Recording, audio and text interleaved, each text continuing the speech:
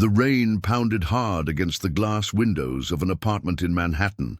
Inside, he stood, a young billionaire who had never known the touch of a woman, living among screens, numbers, and a silence that felt eternal. But that night, a door opened, and through it walked a young woman with eyes both vulnerable and brave, hired to be nothing more than a womb, nothing more. What neither of them knew was that this cold encounter would forever change the course of their lives.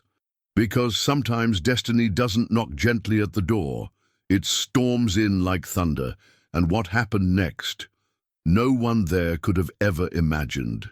If this story touched you, don't forget to leave a like, subscribe to the channel, and share in the comments where you're listening from. Your support is what keeps the flame alive so that more stories like this can be told. The city outside never truly slept. Manhattan pulsed with a rhythm of sirens, hurried footsteps, and the muffled hum of traffic. Neon lights spilled across the streets, painting reflections on rain-soaked pavement. Yet, high above it all, insulated by steel and glass, Miles Whitmore lived as if in another world, one carved out of silence and loneliness. At only 28, Miles was one of the most powerful young men in the tech industry. His name had become synonymous with innovation, efficiency, and ruthless genius. The world admired him from a distance, magazine covers, interviews, headlines that hailed him as the mind of the future. But behind the polished image of success, he was little more than a man encased in walls of his own making. Inside his penthouse, everything exuded perfection, but not warmth. The marble floors gleamed under cold LED lights. The furniture was modern and sleek, each object positioned with geometric precision. Expensive artwork adorned the walls, yet the apartment smelled faintly of nothing. No trace of cooking, no lingering perfume, not even the soft scent of books. It was an immaculate cage, designed to impress, but not to comfort. And at the center of it sat Miles, alone at a vast dining table meant for 12, his laptop open in front of him. He had not eaten dinner. He rarely did when no one was watching. His suit jacket hung carelessly over the back of a chair, his tie loosened. The glow of the screen reflected in his eyes, sharp and restless, yet hollow. For all his brilliance, Miles had never touched a woman in intimacy. Not out of lack of opportunity, women sought him endlessly, fascinated by his wealth and power. But to him, human closeness was a territory unexplored, almost forbidden. He had built firewalls around himself stronger than any digital system he'd ever designed. Vulnerability was foreign, trust was dangerous, and affection was something he'd only read about. It wasn't always like this. In childhood, Miles had longed for connection, but he had grown up in a house where affection was rationed, like a scarce commodity. His parents, Edward and Veronica Whitmore, were people of legacy, icy in demeanor, obsessed with lineage and appearances. They measured life in achievements, numbers, and status. Love was never spoken. Duty was the language of the household. Now, years later, those same parents had returned from another of their endless trips abroad, their voices still as sharp and commanding as when he was a boy. Over dinner earlier that week, his father had stared at him with eyes that bore no trace of warmth. "It's time, Miles," Edward had said, cutting his steak with surgical precision. "The Whitmore line must continue. You've built companies, fortunes, but without an heir, your accomplishments are unfinished. You are 28. We cannot wait forever." His mother, ever elegant, had added with a thin smile, "There are arrangements. Lawyers have already drawn up a contract. You won't have to concern yourself with distractions. It will all be handled cleanly, efficiently." The words had hit him like ice water. Arrangements, contracts, efficiency. To them, his legacy was not his inventions, not his billions, not even his relentless work. It was blood, flesh, a child to carry the Whitmore name. So here he was tonight, staring at the digital draft of the surrogacy agreement.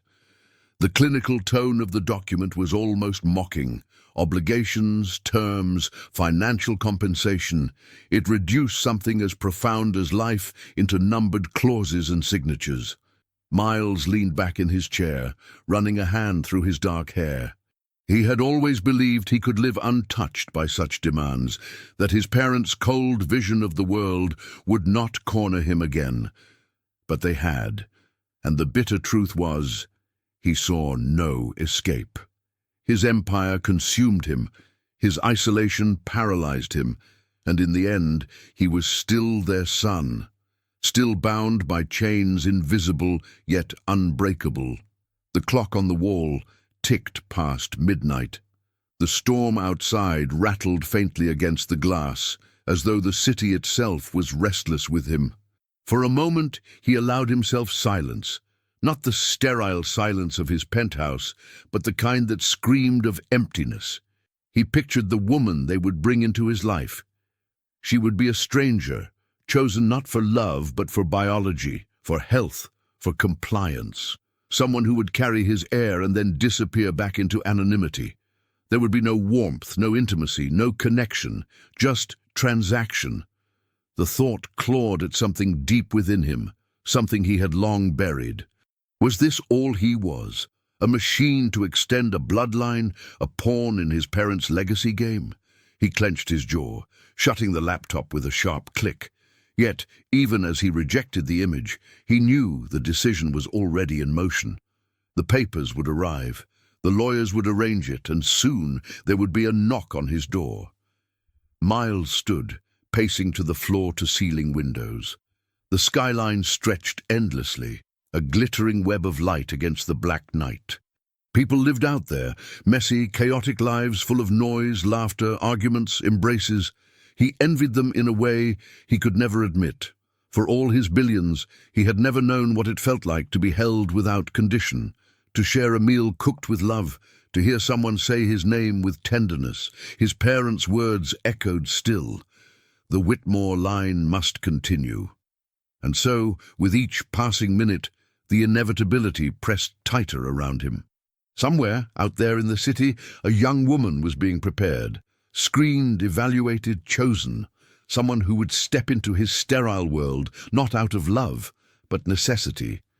He imagined the moment of her arrival, footsteps echoing against marble floors, a stranger's presence piercing the silence he had cultivated.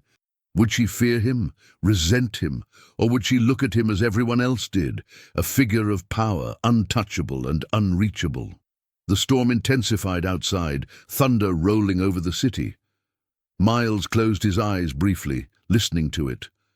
There was comfort in its chaos, a reminder that not everything could be controlled. He wondered if her arrival would feel the same. His heart, long dormant, gave a faint, reluctant stir. Not hope. He had abandoned hope long ago, but something else. Anticipation, perhaps, or dread. It was impossible to tell. The pen lay ready on his desk beside the contract. His signature would seal his fate. His parents would have their heir. And he would continue to live inside his carefully built fortress of solitude, only now with another life bound to his name. Yet deep within him, beneath layers of cold logic and scar tissue, something whispered, quiet, fragile, dangerous. What if this arrangement, born of pressure and control, brought something he had never dared to imagine? The question lingered, heavy as the storm clouds above Manhattan, and when the knock finally came, everything would begin. The next morning unfolded in shades of grey. Clouds hung low over Manhattan, muting the skyline, as if the city itself held its breath. Inside Miles Whitmore's penthouse, the silence was so absolute it bordered on suffocating. Only the faint hum of the automated blinds shifting to welcome the pale daylight broke the stillness. Miles had barely slept. The contract sat on his desk, signed. The decision had been made, though it hardly felt like his own. He had tried to bury the unease beneath work, emails, code, meetings that blurred into monotony, but the thought of what was to come clung to him like a shadow. By late afternoon, the intercom buzzed.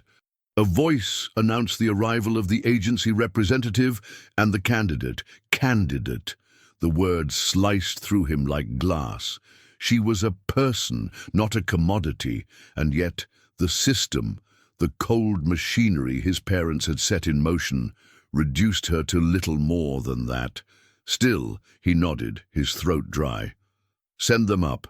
Moments later, the elevator doors opened into his pristine living room.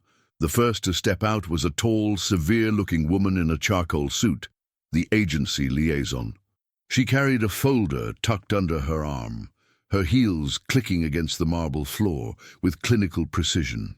Behind her, a softer figure hesitated, lingering for just a fraction of a second before stepping into the light. Sierra Dalton. She was nothing like the women Miles had envisioned his parents would approve of. No polished heiress, no flawless socialite. Instead, she was real. Her hair, chestnut brown, fell in loose waves that framed a face both delicate and strong. Her eyes, hazel flecked with green, moved nervously across the vast apartment as though it were a museum where she didn't belong. She clutched a modest leather bag against her chest, fingers tightening as though it were the only anchor she had. Her clothes were simple, a cream blouse and navy skirt, shoes that had clearly walked more than just boardrooms. Yet there was something disarming about her presence, something unvarnished. She wasn't trying to impress. She was just herself. "Mr. Whitmore," the liaison began, her tone brisk, professional. "This is Sierra Dalton, the candidate we discussed. She has passed all preliminary screenings. Today is simply a courtesy introduction." Courtesy introduction. Again, the words felt wrong. Miles's gaze lingered on Sierra. She avoided his eyes at first, then, as if gathering courage, met them briefly. In that fleeting moment, something shifted. Not a grand revelation, not fireworks, but a spark. Small, quiet, undeniable. "Hello," she said softly, her voice carrying the slightest tremor. It was the simplest of greetings, yet it struck Miles in a way he could not explain. Most people addressed him with reverence, deference, or thinly veiled calculation. But Sierra's voice, gentle, nervous, was unguarded. Human. "Hello," he replied, his own voice sounding strange in his ears, as though unused. The liaison cleared her throat, launching into details about logistics, schedules, compensation. Miles tried to listen, but his attention was anchored to Sierra. She stood quietly, her hands clasped, nodding politely, yet her eyes revealed a storm beneath. Fear, resolve, something else he couldn't quite name. Finally, the liaison excused herself, leaving the two of them alone. The silence that followed was thick, charged. Sierra glanced around, then back at him. "You're home! It's beautiful," she offered, though her tone suggested the words were more about filling the void than genuine admiration. Miles studied her, unsure how to respond. Compliments about his wealth, his apartment, his empire. He'd heard them all before. But from her the words felt different, perhaps because she looked uncomfortable even saying them. "Thank you," he said, his voice low. He hesitated, then added, "Would you like something to drink?" Her lips curved faintly, almost a smile. Water would be fine. He moved to the bar, poured her a glass, and handed it over. Their fingers brushed as she took it, and though it was only the briefest contact, Miles felt a jolt run through him. A physical reminder that he was, after all, flesh and blood, not the machine people often believed him to be. Sierra took a sip, her hands trembling slightly. She looked at him as if debating whether to speak. Finally, she did. "I should be honest," she began, her voice steadier now. "I didn't come here because it was my dream. I came because I need the money. My mother, she's sick. Cancer. Stage 4. The treatments are expensive." Miles froze. Honesty was rare in his world, especially on a first meeting. People concealed, calculated, twisted truths for advantage.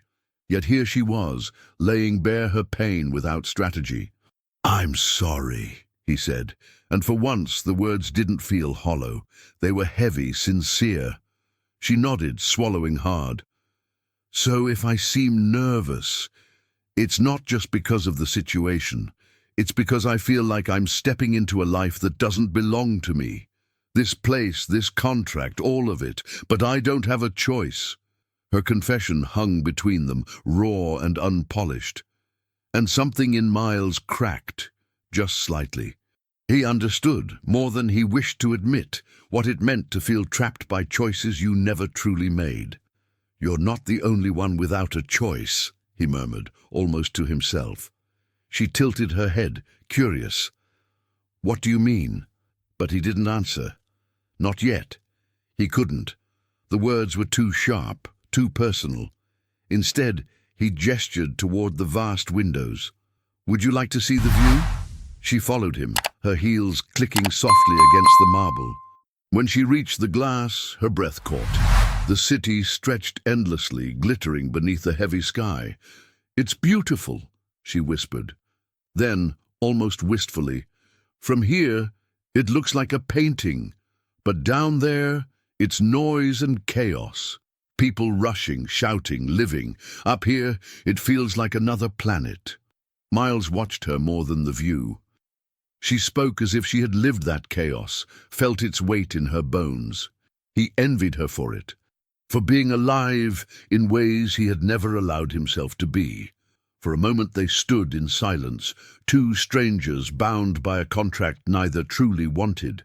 Yet in that silence, there was something else. A thread, invisible yet undeniable, tugging them closer. When Sierra finally turned to face him, her eyes met his without flinching. "You don't have to pretend with me," she said quietly. "I can see it. You're not as cold as they say." The words pierced him more than she could ever know. For years, he had worn the mask of indifference and people had believed it. But not her, not this woman he had only just met. His lips parted, as though to speak, but the words died before reaching the air, and in that unfinished space, between confession and silence, the spark grew brighter, hungrier. The day of their second meeting began with hesitation. Miles wasn't a man who entertained guests. His penthouse had never been a place for warmth, never a place for shared meals or laughter. Yet for reasons he couldn't explain, he found himself lingering in the kitchen that evening, staring at countertops that gleamed like untouched sculptures. Sierra had arrived again, her presence already softening the sterile air of the apartment. She wore a simple cardigan over her blouse, her hair loosely tied back. She looked nervous but determined, like someone carrying a secret weight but refusing to let it crush her. When she glanced at the kitchen, her brows lifted in surprise. "Do you ever cook in here?" she asked, tilting her head toward the immaculate space, with its untouched appliances still shining as though they'd just been installed. "No," Miles admitted, the corner of his mouth twitching in something that might have been the ghost of a smile. "I don't think I ever have." Her eyes widened in disbelief. "Not even once?" He shook his head. Cooking for him had always seemed unnecessary. Time wasted when meals could be delivered with the tap of a screen. But Sierra's expression was almost scandalized, as though he'd confessed something shocking. "That's tragic," she said softly, then set her bag down. "Maybe we could fix that tonight?" Miles blinked. "You mean cook?" "Yes, together." She smiled then, tentative but genuine.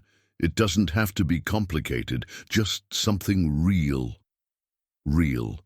The word lingered in the air. It wasn't just about food. It was about life, about stepping into something unscripted. And for reasons he couldn't name, Miles found himself nodding. Within minutes, Sierra had rolled up her sleeves and tied her hair back tighter. She opened his refrigerator. Practically empty, except for bottled water, a few cartons, and fruit that looked more decorative than edible. She laughed softly at the sight. "Well," she said, "looks like we'll have to improvise."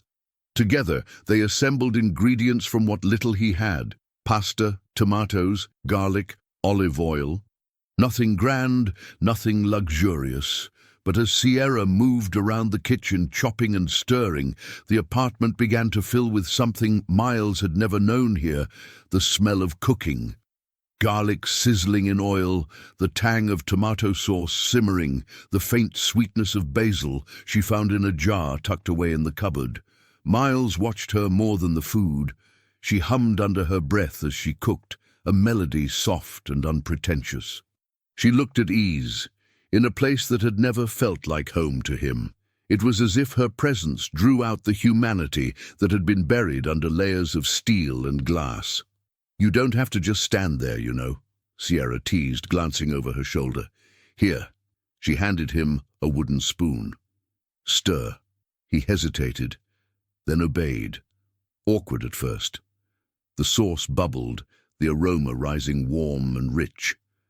For the first time, he realized how much sound and scent could transform a space. It no longer felt like a mausoleum. It felt alive. By the time they sat at the dining table, 2 plates of steaming pasta before them, the atmosphere had shifted.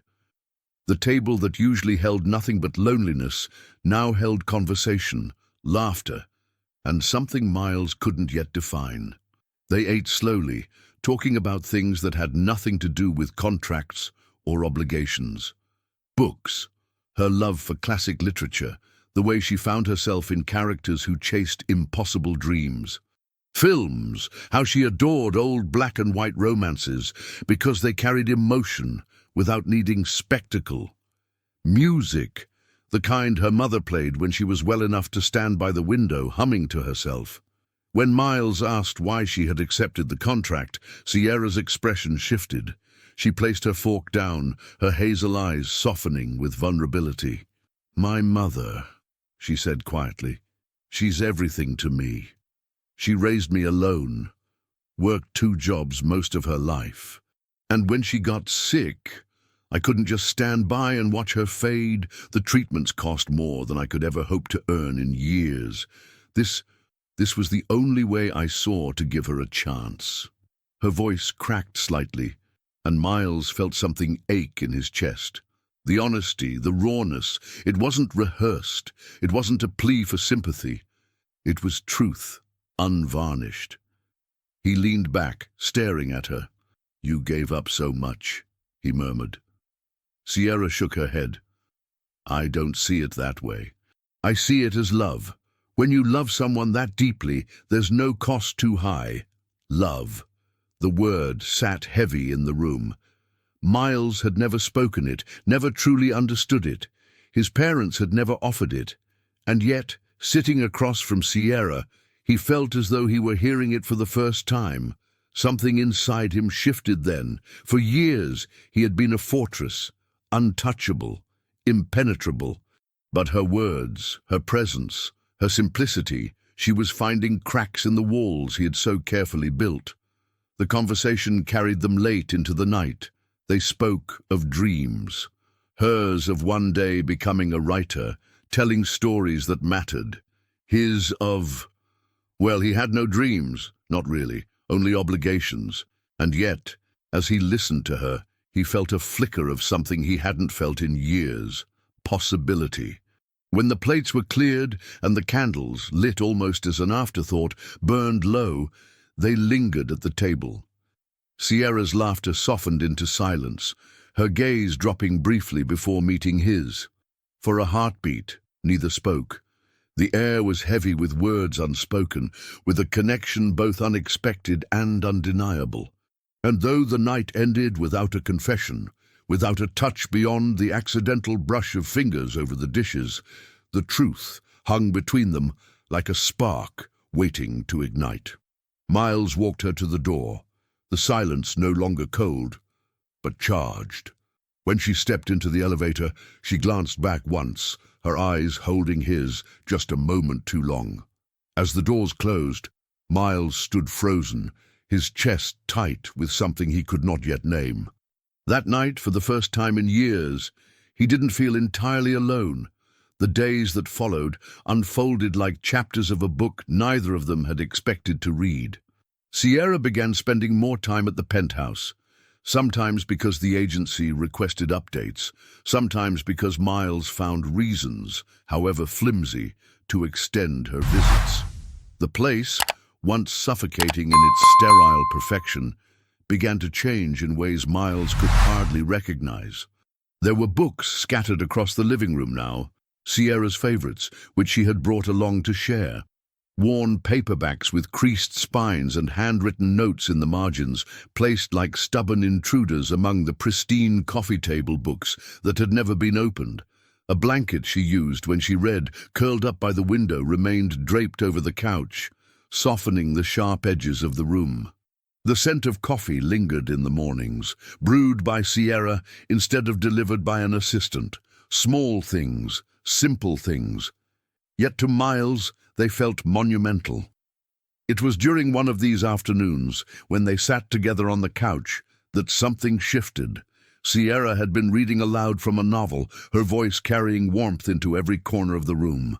Miles listened, not so much to the story, but to the rise and fall of her tone, the cadence of her words.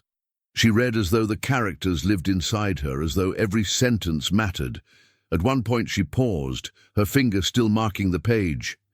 "You know," she said softly, "books are like people. You can look at the cover, but you'll never really understand until you step inside the story, until you turn the pages." Miles's lips parted, a response rising, but it never left him. He realized with an almost painful clarity that he had never allowed anyone to turn his pages. He had lived his life like a locked volume on a shelf, admired from afar, untouched, unread. Before he could dwell on it, she shifted closer, pointing at a line in the book. Their hands brushed as she passed it to him. The contact was barely there, skin against skin, warm, fleeting, but it sent a current through him so sharp he nearly flinched. Sierra stilled, her eyes flicking to his. Neither moved for a moment. The book slipped slightly in her lap, forgotten. Miles swallowed, his heart pounding in a rhythm that felt foreign, almost unbearable. He had spent his life untouched, untested in the realm of closeness. But here, with a simple brush of fingers, the fortress around him trembled. "I'm sorry," Sierra murmured, pulling her hand back. "No," he said quickly, more forceful than intended. His voice softened. "Don't be." The silence that followed was no longer empty. It vibrated with unspoken questions, with emotions neither dared to voice. From that moment on, their interactions shifted. They read together in the evenings, debating fiercely about characters and endings. Miles, once composed and distant, found himself leaning forward, animated, when he disagreed with her interpretation. Sierra, passionate and expressive, challenged him in ways no one else dared. Their debates ended in laughter, sometimes in quiet stretches of silence where their gazes lingered too long, where words seemed unnecessary. One evening, rain tapped softly against the glass. The city outside blurred in silver streaks. Sierra sat cross-legged on the couch, a blanket over her legs, reading aloud. Miles beside her pretended to follow the text, but his eyes kept straying to the curve of her mouth, the flicker of her lashes, the way her voice softened at the emotional parts. When she paused to sip her tea, she caught him staring. "What?" she asked, almost teasing. He shook his head, caught, fumbling for words. "Nothing, I like listening to you." Her cheeks colored faintly. She lowered her gaze back to the book, but her hands trembled slightly as she turned the page. The truth was undeniable now. Miles, who had lived 28 years untouched by love or intimacy, was falling in ways he couldn't control. And Sierra, the woman chosen not by his heart but by a contract, was becoming the center of a life he had never imagined. It wasn't grand gestures or declarations that bound them. It was the quiet moments, the brush of their hands when reaching for the same book, the sound of her laughter filling a room that had only known silence, the way she leaned against the arm of the couch, comfortable enough to let her guard slip. And though neither spoke it aloud, both knew. The touch had changed everything. For Miles, it was terrifying. Desire, vulnerability, affection, all things he had locked away, now pulsed through him, alive and insistent. He feared it as much as he craved it. For Sierra, it was confusing. She had entered this arrangement out of necessity, prepared to endure coldness, prepared to sacrifice.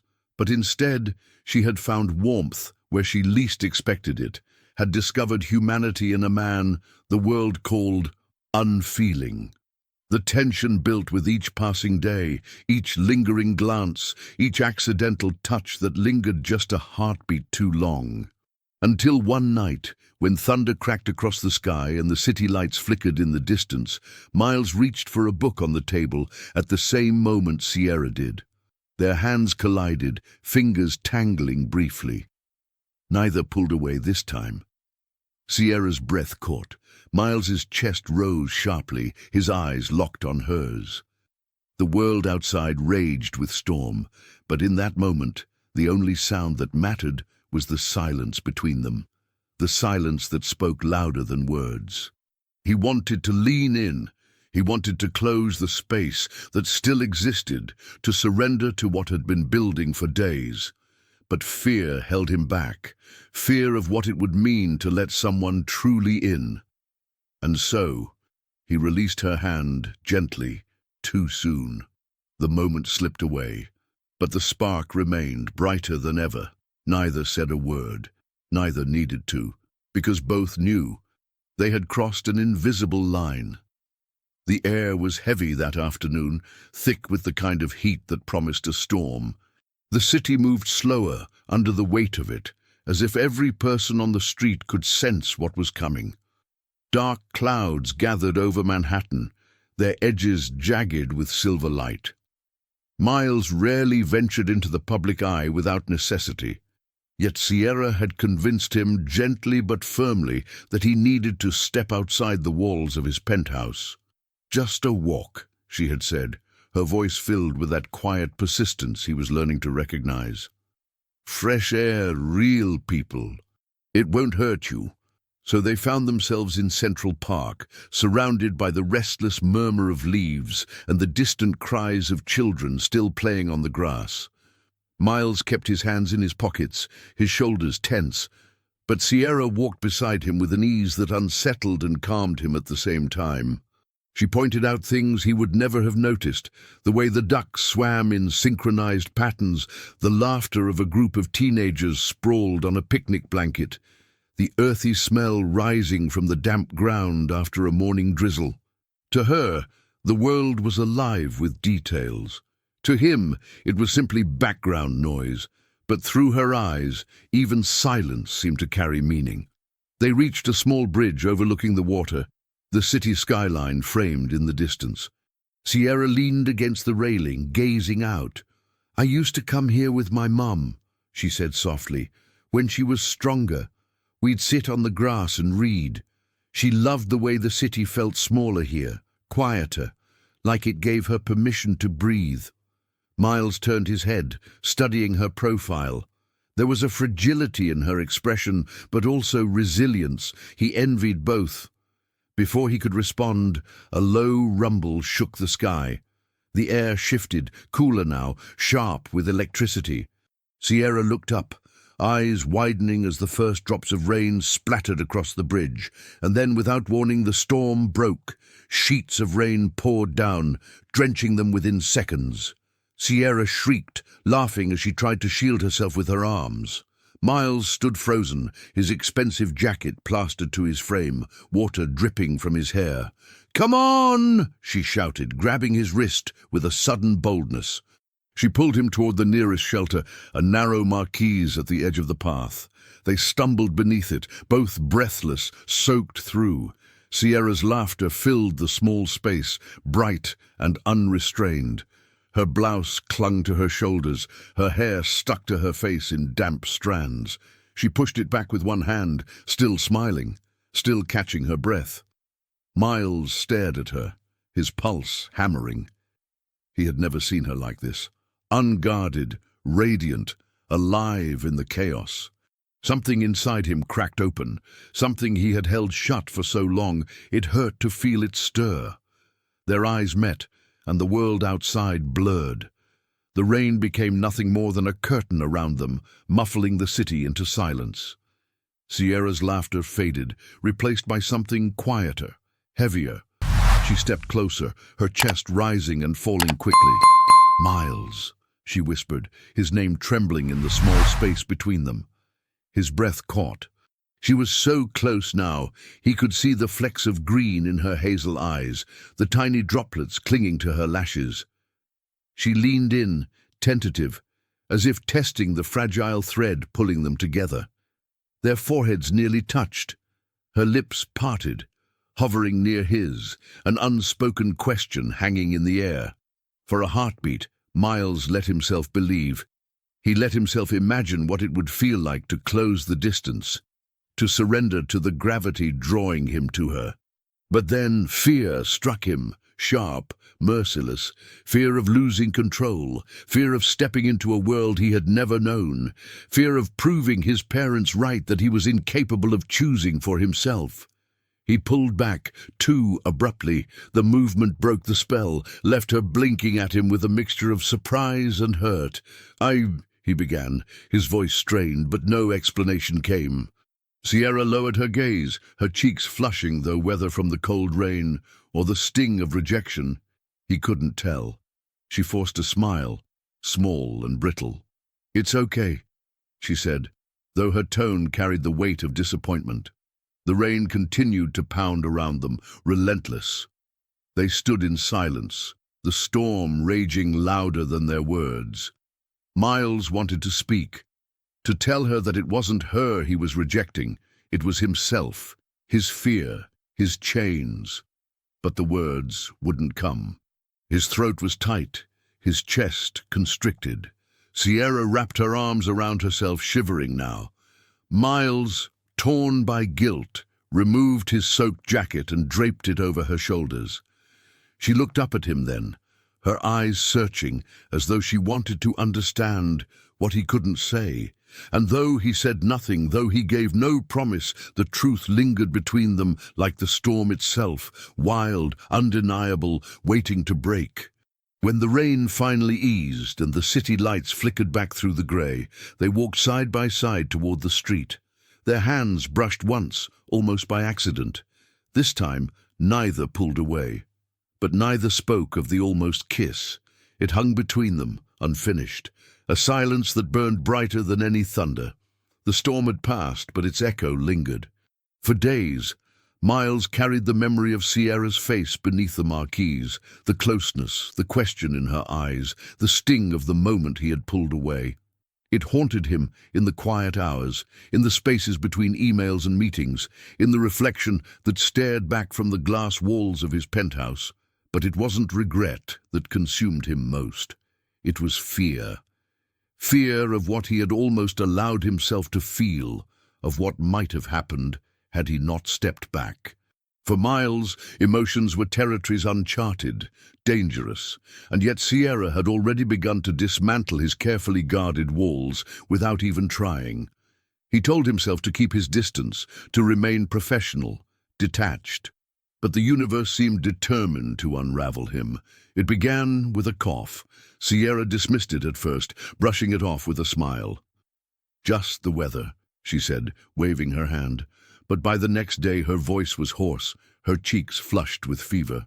Miles found her curled on the couch, a book half open in her lap, her body trembling under a blanket. Panic surged through him. He had never cared for anyone before, not in this way. He had assistants, staff, people who handled needs so he didn't have to. But looking at Sierra, pale and shivering, something inside him refused to delegate. This was not a task for anyone else. This was his to carry. He knelt beside her, his voice unsteady. "You should have told me." She opened her eyes, heavy-lidded but still trying to smile. "It's nothing. I'll be fine." But she wasn't fine. The fever burned in her skin when he touched her forehead, a heat that startled him. For a man who had built empires on logic, the realization of her fragility struck like lightning. He moved quickly, almost clumsily. He fetched a bowl of cold water, dampened a towel, and pressed it gently to her forehead. His hands trembled at first, not from lack of confidence, but from the intimacy of it. Touching her was different now. It wasn't accidental, it wasn't fleeting. It was deliberate, careful, necessary. Sierra closed her eyes, a faint sigh leaving her lips. "You don't have to." "Yes, I do," he interrupted softly. He sat with her for hours, refreshing the towel, coaxing her to sip water, preparing soup from a recipe he had searched online.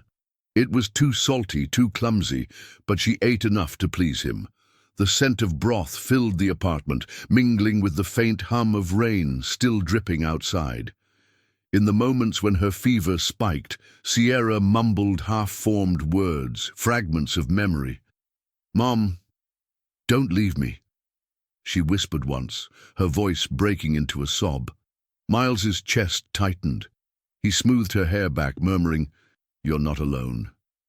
Not now. The words surprised him. He had never promised such a thing to anyone. Yet as he said them, he knew they were true. Through the night, he stayed by her side. He read aloud from the book she had left open, his voice awkward at first, but steadying as he went. He wasn't sure if she heard him, but he kept reading, as though the words could anchor her to him, keep her tethered in the haze of fever. And somewhere in those long hours, Miles realized something had changed within him.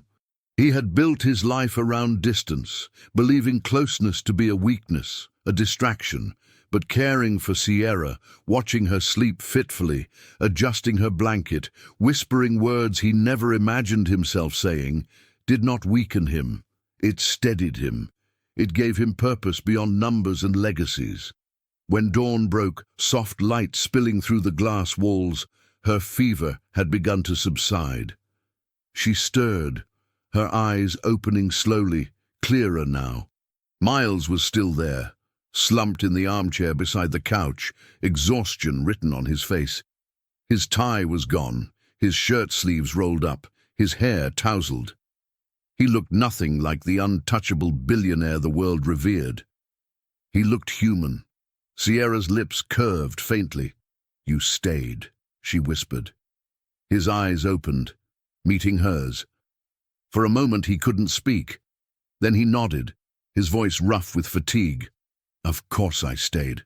Something unspoken passed between them then, deeper than any words could capture. Gratitude, tenderness, connection. It was not romance in the way books or films described it. It was something quieter, sturdier, a bond forged in vulnerability. For Sierra, it was a revelation. She had expected coldness from him, distance. But in her weakness, he had shown her a gentleness she hadn't believed he possessed. For Miles, it was transformation. For the first time, he had touched another person not out of obligation, not by accident, but out of care, and it had changed him. The day carried on slowly, with Sierra regaining strength under his watchful care. He made tea, fluffed pillows, even attempted toast, which burned spectacularly, making her laugh weakly, but laugh nonetheless. By evening, her color had returned, her fever gone. She insisted on sitting up, insisting she felt better. "You've done enough," she said softly. "More than enough."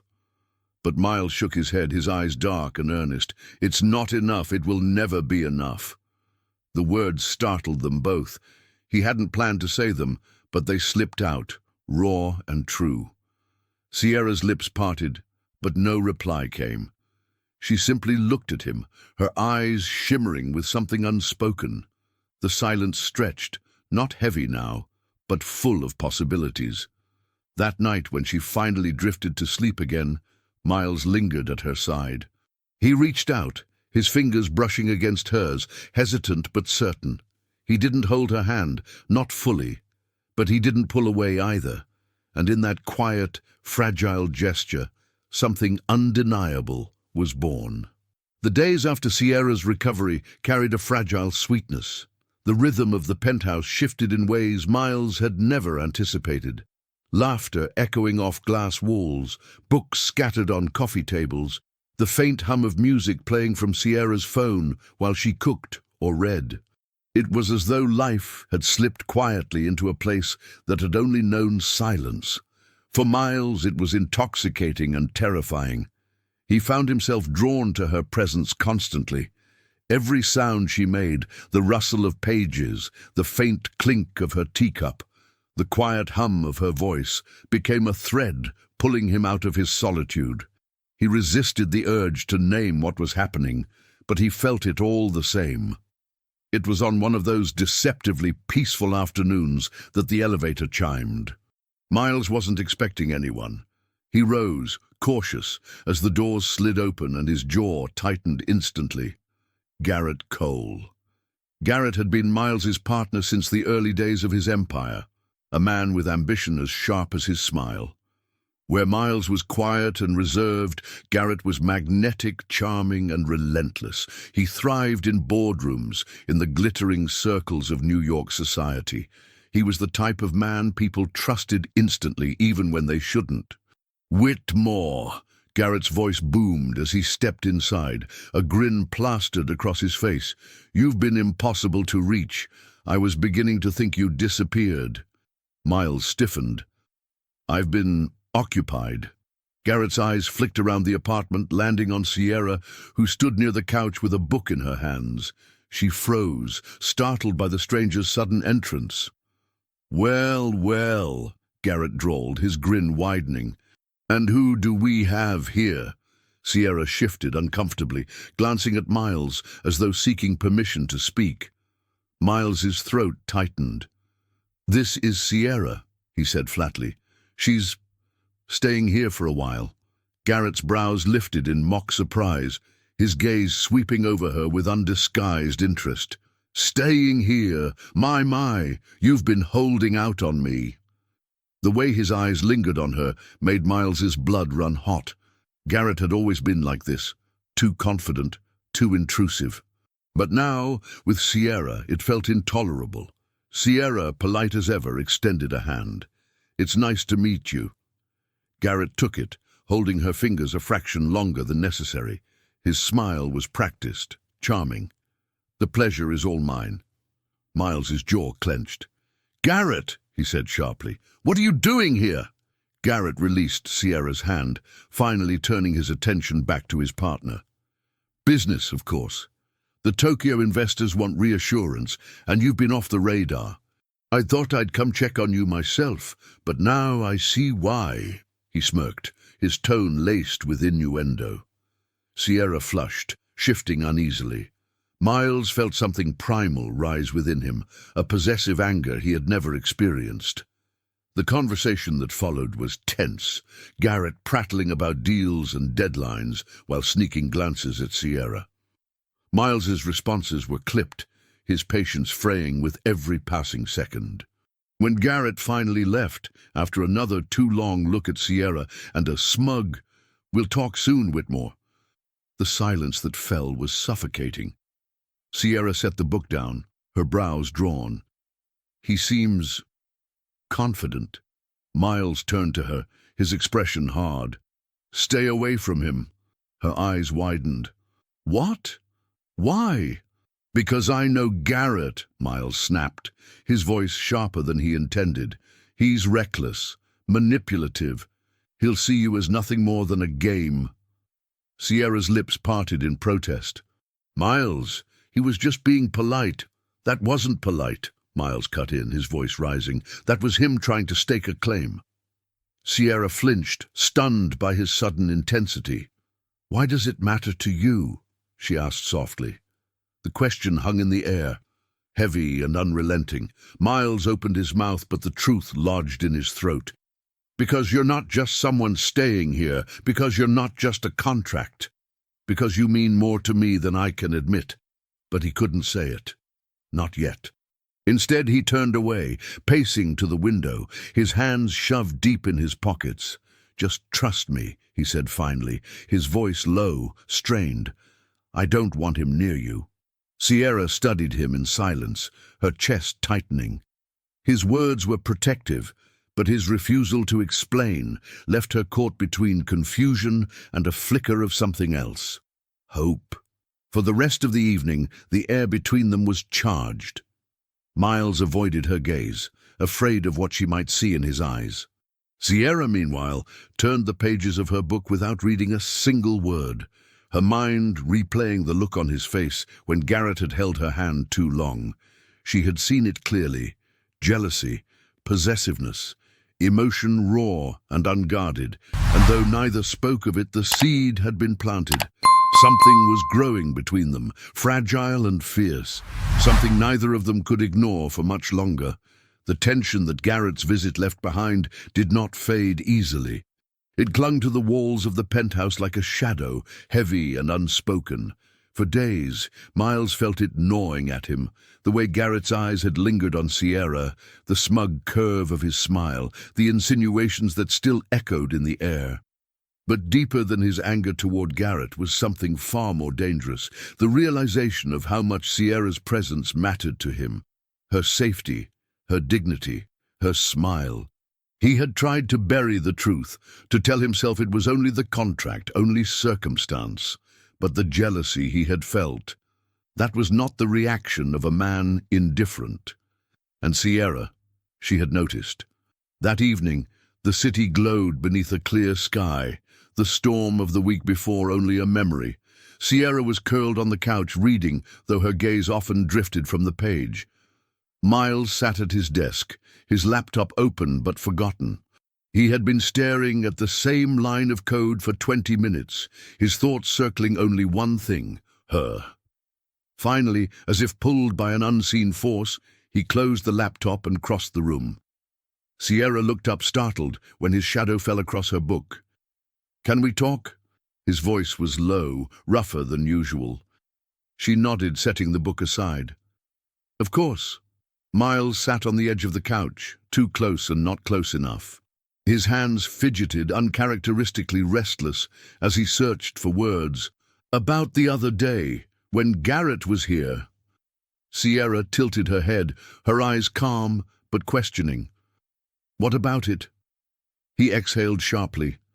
"I don't like the way he looked at you. I don't like the way he—" He broke off, jaw tightening. "I don't like it at all." Her lips curved faintly, almost sad. "Why, Miles?" The question landed like a strike to his chest. Why? Why indeed? He could hide behind excuses, behind logic. But in her eyes, in the quiet honesty of her gaze, he found himself stripped of defenses. "Because," his voice faltered, then steadied with rawness, "because you're not just anyone to me. You're not just here. You matter, more than I should admit." Sierra's breath caught. For days she had felt it building, the glances, the silences, the way his presence shifted when she entered a room. But hearing him say it, even in fragments, made her heart stumble. "Miles," she whispered, her voice trembling, "you can't say things like that unless you mean them." His eyes locked on hers, dark and unflinching. "I mean them, every word." Silence stretched, heavy and electric. The distance between them was only inches, yet it felt like a chasm they had both been afraid to cross. Sierra's hands trembled in her lap. She wanted to believe him, to let herself fall. But fear clawed at her, the reminder of the contract, of the fragile line they were already crossing. "This wasn't supposed to happen," she murmured almost to herself. "No," Miles agreed, his voice breaking.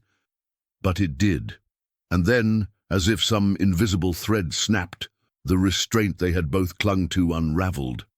Miles reached for her, his hand cupping her cheek with a tenderness that surprised even him. Sierra's eyes fluttered closed at the touch, her breath shallow. For a moment they lingered there, forehead to forehead, suspended in the gravity of what they were about to do. Then their lips met. It wasn't a cautious brush, nor a reckless collision. It was something deeper. Years of silence breaking, walls shattering, two hearts finding each other in the chaos. The kiss was slow at first, almost reverent, as though both were afraid to break the moment. But as the seconds stretched, it grew hungrier, more desperate, fueled by all the words they had never said. Miles's hands trembled against her skin, not from uncertainty, but from the sheer intensity of feeling. For the first time, he allowed himself to be vulnerable, to need someone more than he needed control. Sierra, in turn, melted into him, her fingers clutching his shirt as if anchoring herself. She had promised herself she would remain detached, that this was only temporary. But in his arms, all her defenses crumbled. When they finally pulled apart, breathless, the world felt irrevocably changed. Miles rested his forehead against hers, his voice a whisper. I've never felt anything like this." Sierra's eyes glistened, her hand brushing lightly over his jaw. "Neither have I." The truth hung between them, undeniable now. The contract, the expectations, the fears, they all faded in the shadow of what had just passed between them. Yet even in the sweetness of the moment, there was an undercurrent of uncertainty. The path ahead was uncharted, full of risks neither could predict. But for now, for this night, the fortress had fallen. Miles Whitmore was no longer untouched, and Sierra Dalton was no longer just a name on a contract.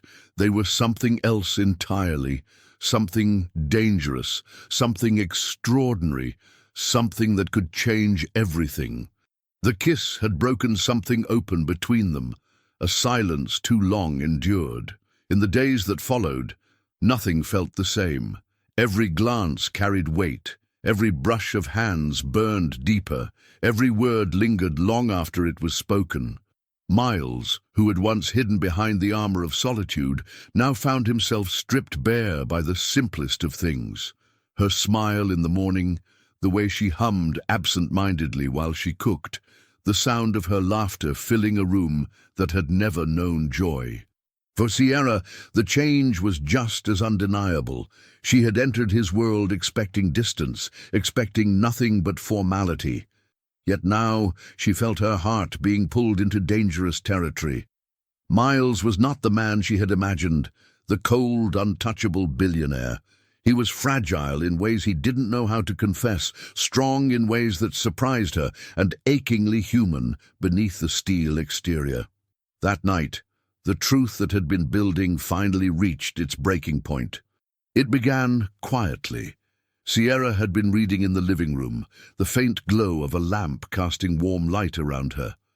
Miles sat across from her, a book in his hands he had long since abandoned. His eyes kept straying to her, watching the way her hair framed her face, the way her lips moved silently with the words. When she looked up and caught him staring, her cheeks flushed. "You're not even pretending to read," she teased softly. He set the book down, his voice low. "I can't. Not when you're here." The confession hung between them, raw and unfiltered.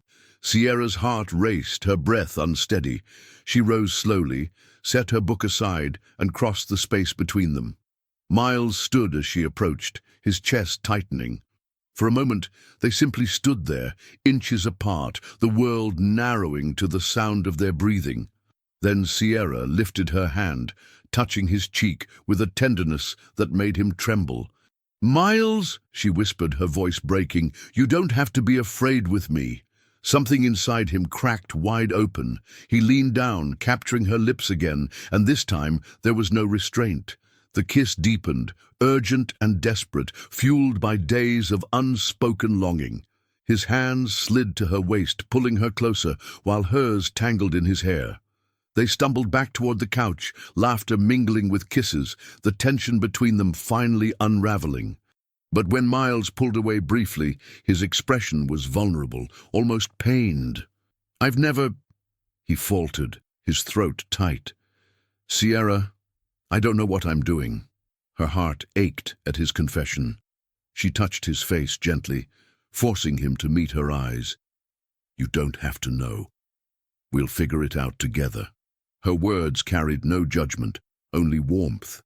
And in that moment, Miles realized he didn't need control, didn't need perfection. He just needed her. Their lips met again, slower now, savoring every second. Sierra guided him with patience, her hands steady, her voice soft with reassurance. "Just feel," she whispered against his skin. "Don't think. Just feel." For the first time in his life, Miles surrendered. Their clothes fell away, piece by piece, not hurriedly but with reverence, as though each button, each touch, was part of a sacred ritual. Miles's hands shook, but Sierra steadied him with her own, showing him that vulnerability was not weakness, that intimacy was not something to fear. When they finally came together, it was not rushed or careless. It was tender, fragile, filled with pauses where their eyes locked, where breaths mingled, where hearts beat too loud to ignore. Miles moved with hesitation at first, his body stiff, his mind clinging to the edges of fear. But Sierra held him, guided him, whispered words that melted the ice within him. Slowly, his movements grew surer, his touch more confident, his restraint giving way to raw, unfiltered emotion. He was not the cold billionaire the world believed him to be. He was just a man, lonely, yearning, finally daring to believe he was worthy of love. And Sierra, who had once promised herself she would never let her heart tangle in this arrangement, found herself undone. She hadn't expected to fall for him. She hadn't expected to want him in this way. Yet as his arms tightened around her, as his lips traced her skin with reverence, she realized she had already fallen too deep to turn back. When it was over, they lay tangled together on the couch, the city lights spilling through the glass walls like stars brought down to earth. Miles rested his forehead against hers, his chest rising and falling quickly.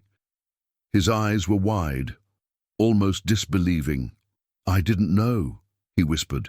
"I didn't know it could feel like this." Sierra smiled faintly, brushing her fingers through his damp hair. "That's because it's not just this." She searched his eyes, her voice trembling. "It's us." The word struck him harder than anything else. Us.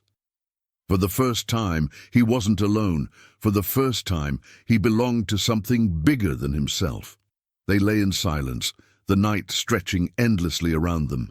Miles's hand traced idle patterns along Sierra's arm, as though memorizing her presence, afraid she might vanish. And though neither said it aloud, both knew something irreversible had happened. This was no longer about contracts or obligations. This was love, fragile, terrifying, real, and it had only just begun. The warmth of their first night together lingered in the days that followed. For the first time in years, Miles woke not to the sterile silence of his penthouse, but to the quiet rhythm of another's breath beside him.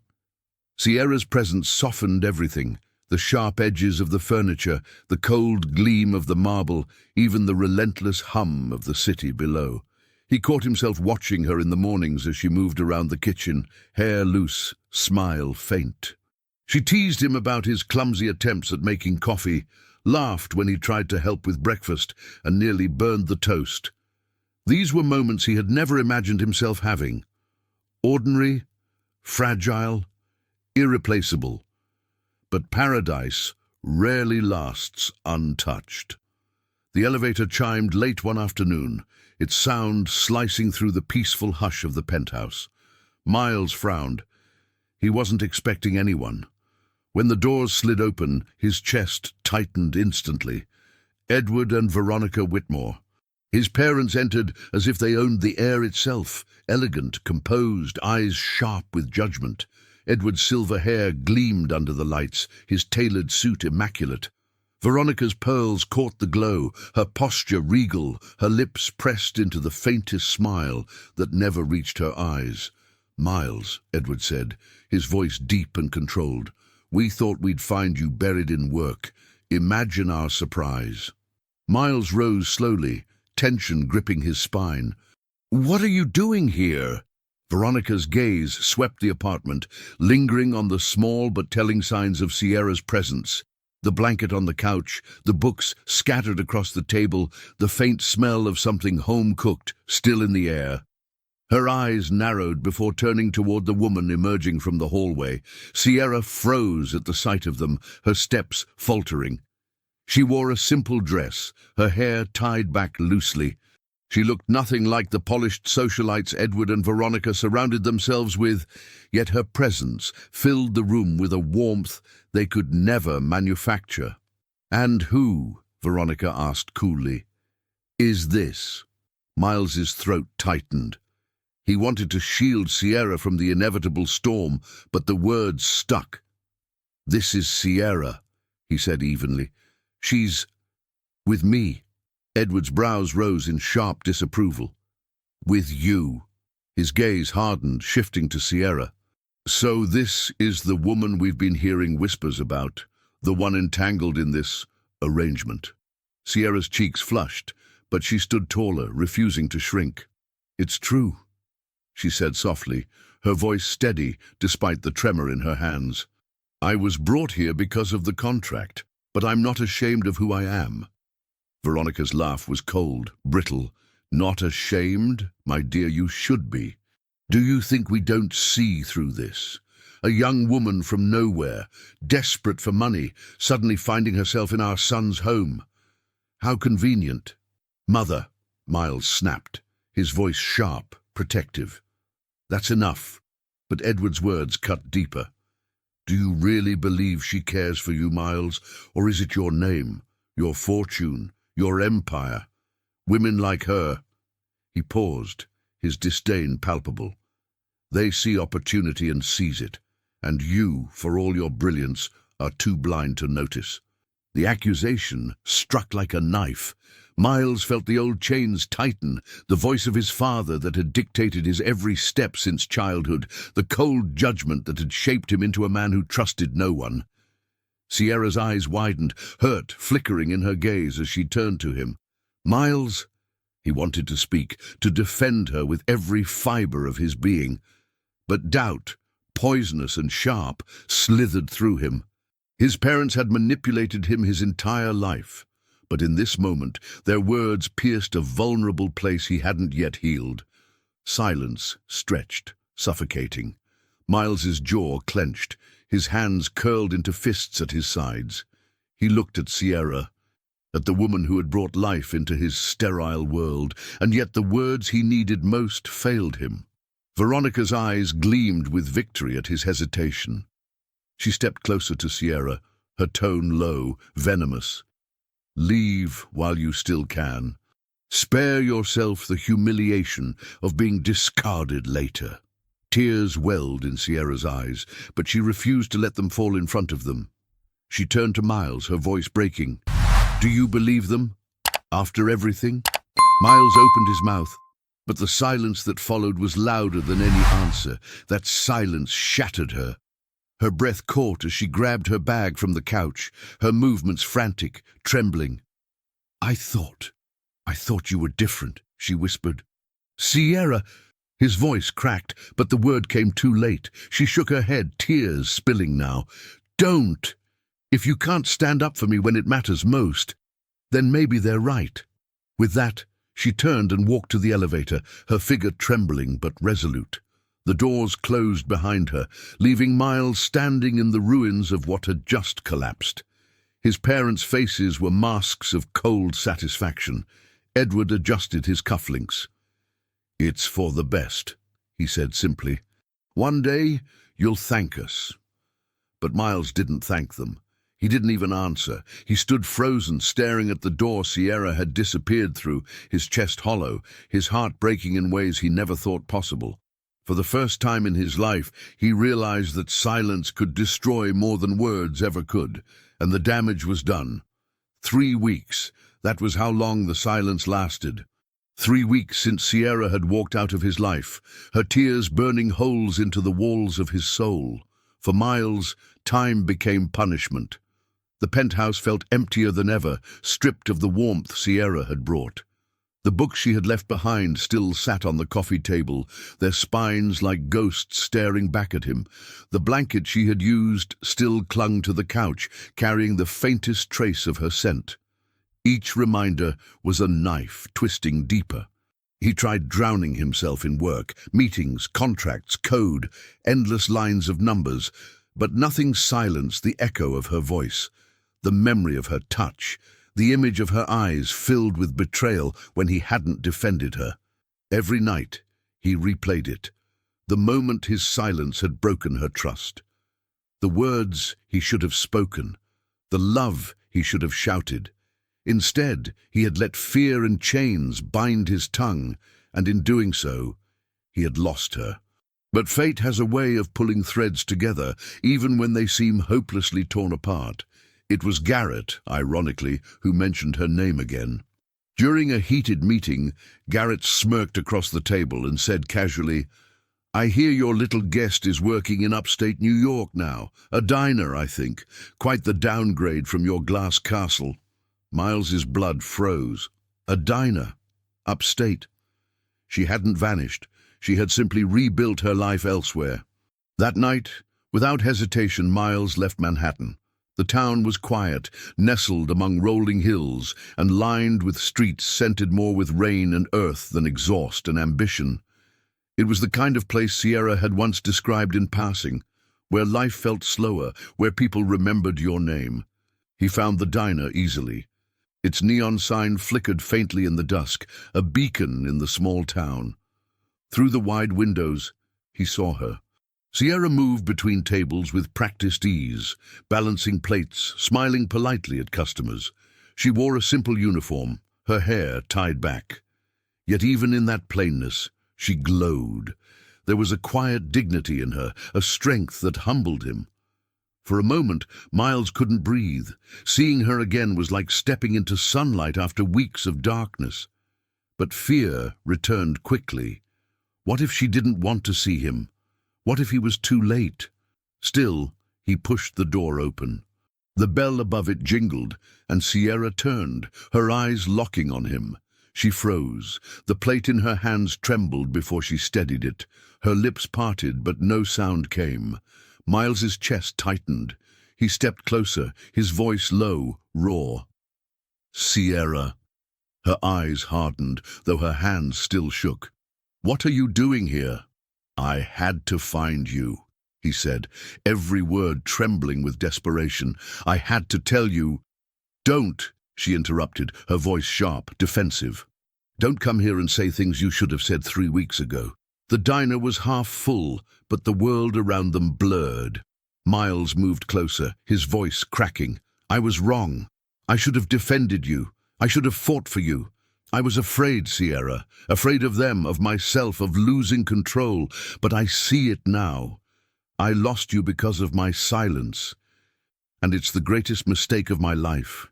Her eyes glistened, but she shook her head. "You don't understand. It's not just about me anymore." Miles blinked, confused. "What do you mean?" Sierra swallowed hard, her hands tightening around the tray. Finally, she set it down on the counter, her voice trembling. "I'm pregnant, Miles." The words hit him like a thunderclap. Pregnant. His mind reeled, his heart lurching painfully in his chest. "You're—" She nodded, tears welling in her eyes. "I didn't want to tell you like this. I didn't even know if I should tell you at all. Because I don't want you to feel trapped or forced. You've lived your whole life under other people's control. I won't be another chain around your neck." Miles stepped forward, his eyes burning. "No, don't say that. Sierra, this changes nothing. No, it changes everything, but not the way you think. You've given me something I never thought I'd have. A chance to love. A chance to be more than my parents' puppet." Her lips trembled, her voice breaking. "How can I believe you, after the way you doubted me, after the way you let them tear me apart?" Miles's chest ached with guilt. He reached for her hands, gripping them as if she might disappear. "Because I am done being silent. I don't care what they say. I don't care what they threaten. I love you, Sierra. I love you, and I want to spend the rest of my life proving it to you, not because of the baby, not because of the contract, because of you." Tears spilled down Sierra's cheeks. Her heart wanted to believe him, but the wound of his hesitation still bled. She pulled her hands free, wrapping her arms around herself protectively. "I don't know if I can trust you again," she whispered. Miles's voice broke, desperate. "Then let me earn it. Let me stay. Let me fight. Let me prove to you that I'm not the man I was 3 weeks ago." The silence that followed was heavy, filled with the clink of plates in the background, with conversations humming faintly around them. But in that silence, a truth had been spoken aloud, raw, messy, undeniable. Sierra wiped her tears, her breath unsteady. She turned away, whispering, "I don't know, Miles. I don't know if love is enough." And in her words, hope and doubt tangled like storm clouds waiting to break.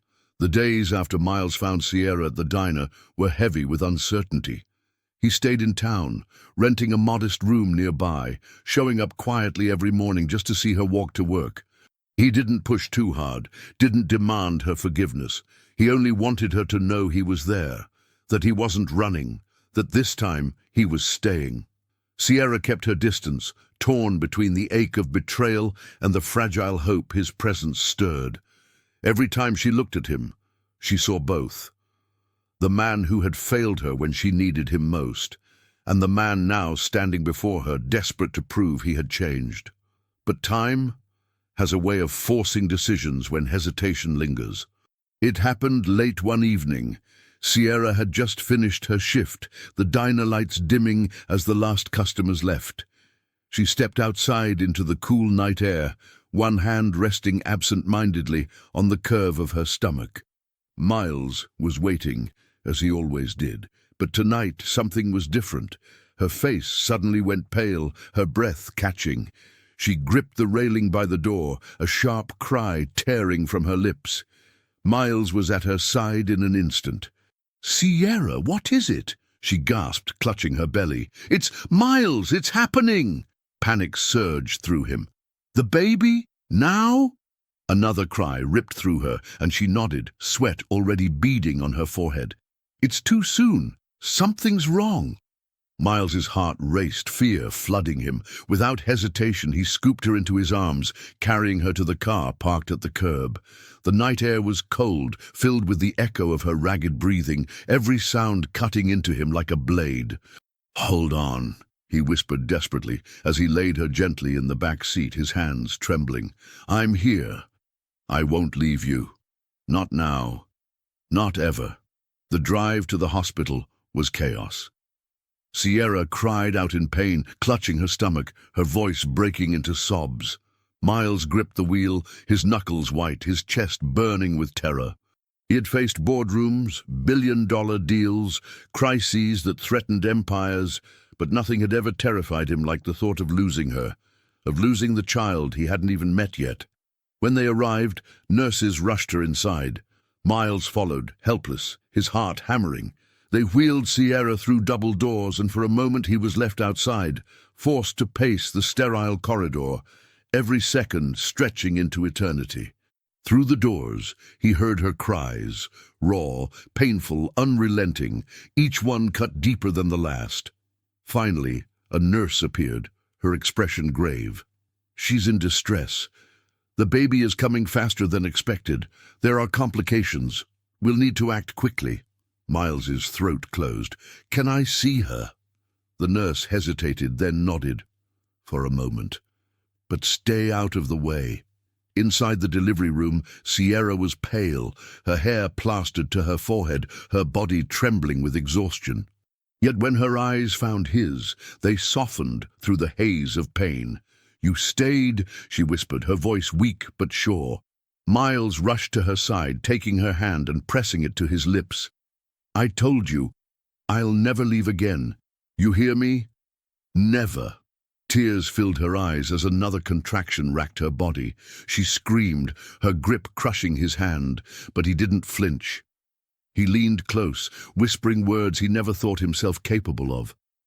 "You're the strongest person I've ever known. You can do this. I'm right here. I love you."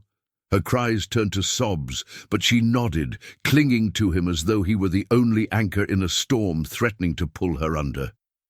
Minutes blurred into hours, the room a whirlwind of voices, machines, and urgent commands. Miles stayed by her side through it all, whispering, holding, refusing to let go. And then, finally, a cry pierced the air, high-pitched, fragile, insistent. The doctor lifted the newborn into view, small and wrinkled and perfect. "It's a boy," he announced. Miles's breath broke. A boy, his son. Sierra sobbed with relief as they placed the baby in her arms. She cradled him tenderly, tears streaming freely as she gazed down at the tiny life she had brought into the world. Miles leaned over, his chest aching with wonder. The baby's eyes fluttered open briefly, and in that instant, Miles felt his entire life shift. Every wall, every chain, every fear, it all crumbled beneath the weight of that gaze. "Oliver," Sierra whispered, her voice trembling with love. "Oliver Whitmore Dalton?" Miles's throat tightened. He kissed her damp forehead, his voice breaking. "He's perfect. You're perfect." And then, as the nurse tended to the baby, Miles turned back to Sierra, his heart pounding with a certainty he had never known. He dropped to his knees beside her bed, taking her hand in both of his. "Sierra," he said, his voice raw with emotion, "I don't care about contracts. I don't care about legacies or fortunes or anything else. All I care about is you and Oliver. You're my family, my home. Marry me, not because my parents want it, not because of a name. Marry me because I love you, because I can't imagine a life without you." Tears streamed down Sierra's cheeks as she stared at him, her heart breaking and healing all at once. For a long moment, she said nothing, only searching his eyes as though trying to find the truth he had once failed to give her. And there it was, undeniable, unshakable. "Yes," she whispered finally, her voice breaking. "Yes, Miles, I'll marry you." He kissed her hand, his tears mingling with hers, his heart soaring with a joy he had never thought possible. That night, as Oliver slept in the nursery and Sierra rested in her hospital bed, Miles sat beside her, holding her hand. For the first time, the silence around him wasn't empty. It was full of love, of promises, of beginnings. The boy who had grown into a man chained by cold duty had finally broken free, and the woman who had entered his life out of necessity had become the reason he believed in love. The Whitmore name would continue, not out of obligation, but out of love, out of family, out of choice. And in that fragile, perfect moment, Miles knew nothing else mattered.